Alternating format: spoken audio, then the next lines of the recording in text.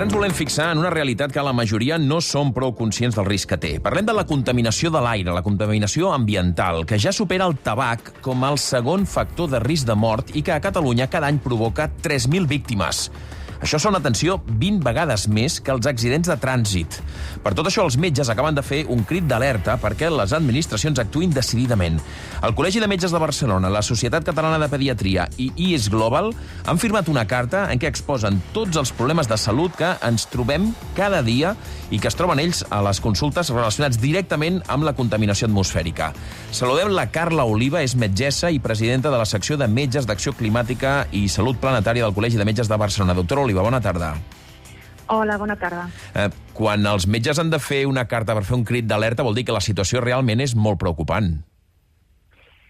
Sí, la veritat és que és una problemàtica que ens preocupa i que hem unit forces juntament, com heu dit, amb la Societat Catalana de Pediatria, que també són els companys, els professionals pediatres que estan també preocupats i movent-se des de fa temps per aquesta problemàtica, amb IS Global, que tenen molts estudis i molta evidència al respecte, i amb les associacions ciutadanes, Deixant de respirar i Revolta Escolar, per intentar fer aquest crit d'alarma com a metges, com a professionals de la salut, perquè s'abordi aquesta problemàtica de manera amb urgència, amb ambició. Aquesta tardor es va aprovar definitivament la nova directiva de qualitat de l'aire que fixava uns llindars pels contaminants, com ara l'òxid de nitrogen o les partícules en suspensió, que les administracions havien de fer complir. El problema és que, tot i que hi ha aquesta norma, no es compleixen aquests llindars? Bé, aquests llindars, com bé has dit, s'acaben d'actualitzar ara, fa molt poc, i actualment, avui justament també sortia una notícia de l'AMB, de l'àrea metropolitana de Barcelona, de que cap municipi de l'àrea metropolitana de Barcelona compleix a dies d'avui aquests llindars nous. I per tant això significa que tots els ciutadans, en aquest cas de l'AMB, però nosaltres a la carta fem èmfasi també que no només està afectada l'Institut de Barcelona o l'AMB, sinó que és una problemàtica que afecta també altres zones de Catalunya i que actualment els nivells no estan per sota del que haurien de ser. De fet, una de les nostres peticions és que les administracions actuïn de la mateixa manera com es va actuar en la lluita contra el tabac, prohibir en espais públics on es podia fumar, això aplicat al trànsit, que és el que provoca més gasos i partícules en suspensions, fins on s'hauria de restringir?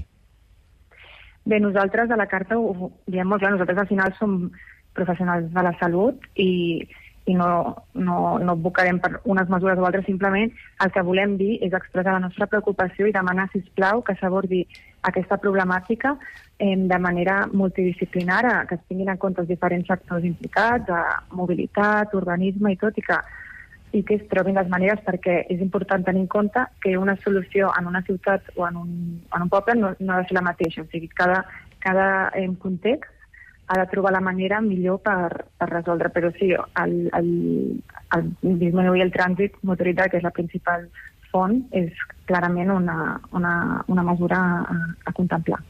Diem que entre els que firmen aquesta carta hi ha també la Societat Catalana de Pediatria, i és que, evidentment, els nens són un col·lectiu especialment vulnerable. Com els afecta la mala qualitat de l'aire que respiren des de ben petits? Sí, els nens són un dels col·lectius més vulnerables, juntament també amb la gent gran i amb els pacients amb malalties cròniques. I en el cas dels nens s'ha vist molta repercussió en casos d'asma infantil. També hi ha una associació amb problemes en el desenvolupament infantil. Els infants exposats a l'aire contaminat poden patir problemes i retard en el desenvolupament pulmonar i cognitiu a curt i llarg termini, així com tenir més risc de desenvolupar malalties cròniques en el futur. Són coses de les que també expliquem a la carta, que a partir d'avui està oberta, publicada a la web del Col·legi de Metges. Els metges fa temps que aixequeu la veu davant d'aquesta problemàtica. Teniu la sensació una mica de predicar al desert, que no se us fa prou cas, no només entre les administracions, que això és evident, sinó fins i tot entre la societat, que no sé si tots plegats som prou conscients de la situació i de com ens perjudica això per a la nostra salut. Sí, exacte. Una mica també l'objectiu de la carta també és conscienciar a la societat i també dintre del col·lectiu, perquè creiem que també tenim un paper important a jugar i llavors, com bé dius, és una problemàtica que potser no en som tan conscients tots, però es tracta d'això, d'anar comunicant i també, sobretot, de que calen mesures urgents, perquè és una problemàtica que que l'hem d'abordar amb la màxima rapidesa possible.